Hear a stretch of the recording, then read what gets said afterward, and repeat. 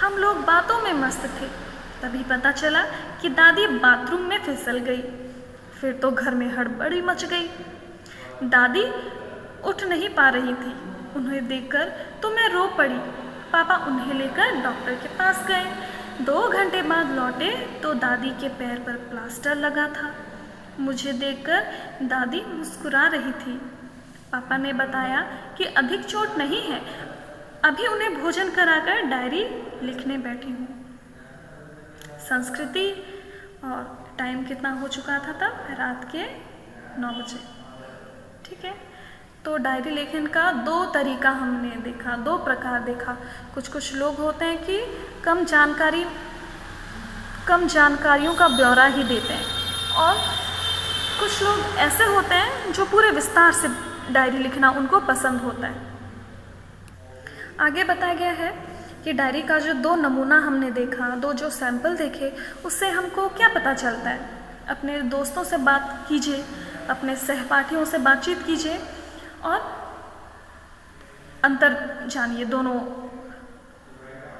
Diary लेखन में से। ठीक है, पहला ये है कि उसका भाई जो संस्कार था, उसने जो डायरी लिखा था, उसने ज़रूरी बातों को लिख दिया था, ज़्यादा विस्तार नहीं किया था। जैसे उठा, सोया, बस इतना, ज़्यादा विस्तार नहीं किया था। लेकिन उसकी जो बहन थी, उसने जो डायरी लिखा था, उसमें विचार तो थे ही और साथ ही साथ भावना, इमोशंस भी थी। जैसे उसकी दादी उठ नहीं पा रही थी, बाथरूम में गिर गई थी ना फिसल के, तो उसको देखकर उसको रोना आ जाता है। और आगे बताती है कि मौसी आई थी, मौसी की एक बच्ची है 4 साल की, जो बहुत समझदारी भरी बातें करती, बहुत प्यारी लगती है। तो ये अंतर है, ये हमारे ऊपर है कि हम डायरी कैसे लिखते हैं। ठीक है, आगे है इन कथनों पर ध्यान दीजिए। प्यारी लगती है, बातों में मस्त थे, उठ नहीं पा रही थी, दादी मुस्कुरा रही थी, समझदारी की बातें करती हैं, हड़बड़ी मच गई, मैं तो रो पड़ी, उन्हें भोजन कराकर डायरी लिखने बैठी हूँ।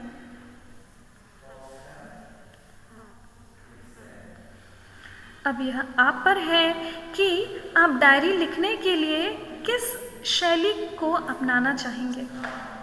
ठीक है, ये भावनाएं बताई गई हैं। ठीक है, हमारे इमोशंस, बहुत प्यारी लगती हैं, बातों में मस्त थी, उठ नहीं पा रही थी, दादी मुस्कुरा रही थी, मैं तो रो पड़ी। ठीक है, ये हमारे ऊपर है बेटा कि डायरी लिखने के लिए हम किस शैली का प्रयोग करते हैं, किस ढंग का, किस तरीके का। या तो हम छोटे में निपटा दें जैसे उसका भाई लिखता था डायरी, या फिर उसकी बहन की तरह विस्तार से लिखेंगे। आप कैसा लिखना चाहेंगे? छोटा या विस्तार से लिखना चाहेंगे? ठीक है, खुद सोचना। क्या आप जानते हैं, डायरी लिखना एक अच्छी आदत है। इससे आप अपना लक्ष्य तय करते हैं। हम अपने सोच के बारे में, अपने लक्ष्य के बारे में, हम अपने जीवन में क्या चाहते हैं, क्या पाना चाहते हैं, उसको हम डायरी में लिखते हैं। तो डायरी को पढ़कर हम अपना लक्ष्य, डायरी में अपना लक्ष्य, अपनी आशाएं, अपनी इच्छाएं, हम जीवन में क्या पाना चाहते हैं, वो सब लिखते हैं। हम स्वयं जांच कर सकते हैं कि कितनी कमी रही, कैसे पूरी की जाए। जब हम लिखी हुई डायरी को हम दोबारा पन्ने पलट के पढ़ते हैं, तो हम ये खुद जांच कर सकते हैं, चेक कर सकते हैं कि कहाँ मुझसे कमी रह गई। अब आगे से वो गलती दोहरानी नहीं है, ताकि मेरे साथ वो घटना, वो दुख का अनुभव दोबारा ना हो, मेरे साथ वैसी खराब चीज़ें वैसी ना हो, या मैं दोबारा असफल ना हो जाऊं। इसीलिए मुझे ये सब काम आगे भविष्य में नहीं करनी है। तो हम अपना लक्ष्य तय करते हैं डायरी के द्वारा। ठीक है, प्रसिद्ध कवियों, महान लेखकों की डायरी का ऐतिहासिक महत्व होता है। जो प्रसिद्ध कवि होते हैं, कवि जो कविता लिखते हैं, महान लेखक जो लिखने का काम करते हैं, चाहे वो कहानी लिखें, उपन्यास लिखें, कुछ भी लिखें, निबंध लिखें, कुछ भी। ठीक है, उन लोगों की डायरी ऐतिहासिक महत्व की होती हैं। ठीक है, ऐतिहासिक महत्व, उन लोगों का जो डायरी है वो बहुत महत्वपूर्ण हो जाता है। लोग जानना चाहते हैं उन्होंने क्या क्या लिखा। बहुत आवश्यक जानकारी भी उनके डायरी से हमको पता चल जाती है। ठीक है बच्चों, पेज नंबर 161 में आइए। यहाँ पर आपको डायरी लिखना है, ठीक है।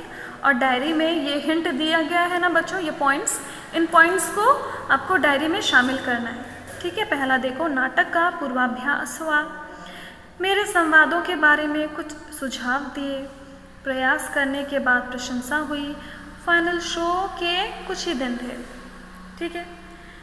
इसमें आप ये लिख सकते हैं, ये आप खुद करेंगे कि मैंने हमारे विद्यालय में एक नाटक हुआ जिसमें मैंने भी अपना नाम दिया और फिर उसके बाद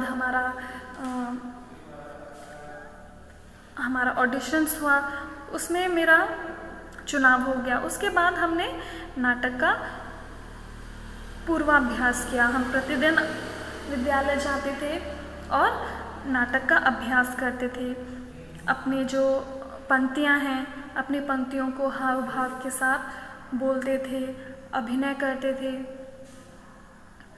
और मेरे जो डायलॉग हैं, मेरे संवाद के बारे में जो हमारे अध्यापक थे जो हमें नाटक सिखा रहे थे, उन्होंने मेरे संवाद के बारे में बहुत ही महत्वपूर्ण जानकारी दिया। उन्होंने मुझे बताया कि पूरे भाव के साथ आपको अभिनय करना है, आपके शारीरिक हाव भाव को देकर, आपकी बॉडी को देकर, आपके शारीरिक हाव भाव आपकी बातों का समर्थन करते हो, इस प्रकार से आपको अपनी बातों को रखना है। और फिर अध्यापक के दिए गए सुझाव को जब मैंने अपनाया और अपने अभिनय में, अपने बात करने के ढंग में, संवाद बोलने के ढंग में वो परिवर्तन जब मैं लाया तो अध्यापक देखकर बहुत प्रसन्न हुए और मेरे इस प्रयास के बाद उन्होंने मेरी बहुत प्रशंसा की। और फिर कुछ ही दिन में, फाइनल शो के कुछ ही दिन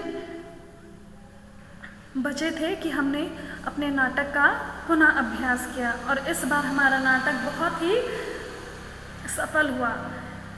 अन्य अध्यापकों के साथ साथ कुछ छात्र भी हमारा नाटक देखने के लिए आए थे और उन सभी ने हमारे नाटक की बहुत प्रशंसा की। ऐसे करके आप खुद अपनी कल्पना का प्रयोग करके, अपनी इमेजिनेशन का प्रयोग करके खुद डायरी लिख सकते हैं, ठीक है। ये डायरी है। दूसरा देखो, मैं भी मंदिर गई, एक भिखारी, मैंने पूछा, मुझे ऐसे लगा ये जो पद है ना, इनको प्रयोग करना है अपनी डायरी लेखन में, ठीक है। इसको आप खुद अपना इमेजिनेशन, अपनी कल्पना का प्रयोग करके खुद लिखेंगे, ठीक है बच्चों। तो बच्चों, आज का पाठ हमारा यही समाप्त हुआ। आशा करती हूँ आप लोगों को ये पाठ समझ में आया